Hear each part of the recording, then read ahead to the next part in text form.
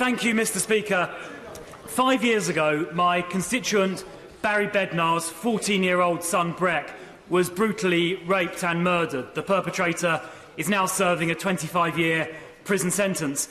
However, in recent months, the victim's family, including his teenage sister, have received repeated, very distressing and disturbing communications on Snapchat purporting to be from the perpetrator, graphically recounting the circumstances of the murder. The police have asked Snapchat to provide the data that would help them definitively identify who has been sending these messages, for example, data about the device from which the messages were sent.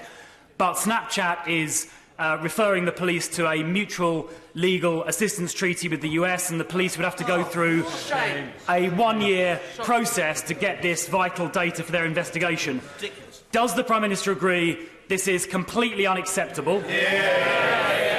Does she join me in calling on Snapchat and other social media companies to promptly cooperate with police inquiries? And if they do not do so, does she agree that legislation is required? Well, can I say to my honourable friend, obviously the case that he's raised is one of great concern, and I know that members across the whole House will want to join me in sending our sincerest sympathies to Breck's family. And I'd like to take this opportunity to pay tribute to Breck's mother for her brave and powerful campaigning on the wider issue of internet grooming.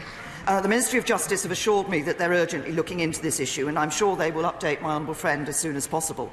I agree with him. We want social media companies to recognise the responsibility they have and to work with law enforcement agencies. I know my right honourable friend, the Home Secretary, has written to my honourable friend to meet him and hear more from the family.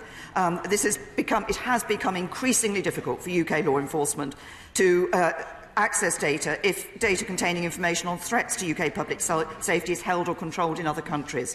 And that's why the government did recently legislate. We recently passed the Crime Overseas Production Orders Act, which will give law enforcement agencies the power to obtain electronic data controlled by providers outside the UK, where an international agreement is in place. And he raises the United States. We expect to establish the first such agreement with the United States.